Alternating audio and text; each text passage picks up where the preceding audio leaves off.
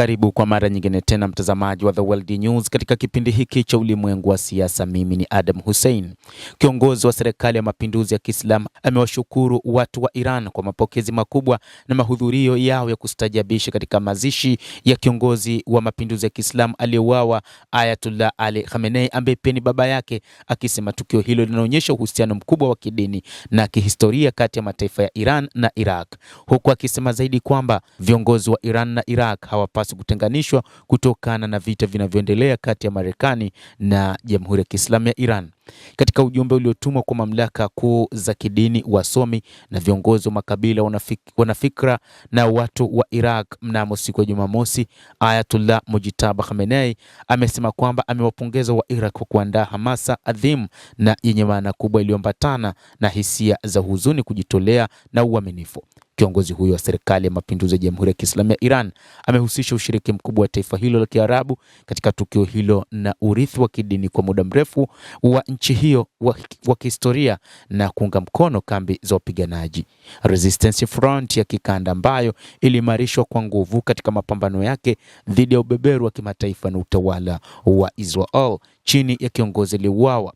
Akizungumzia shughuli hiyo ya mazishi, Ayatollah Ali Khamenei amesema wa Iraq walimkaribisha kiongozi aliyeuawa shahidi kwa mioyo yao yote wakati mwili wake ulipohamishwa kwenye eneo takatifu katika miji ya Najaf na Karbala kwa ajili ya mazishi, akitaja shughuli hiyo kuwa ni onyesho lisilokuwa na mfano la mshikamano kati ya watu wa Iran na Iraq.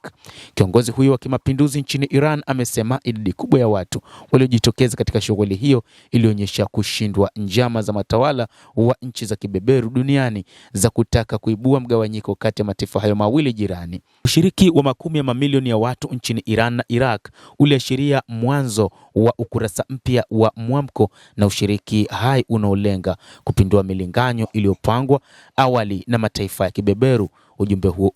ulisomwa.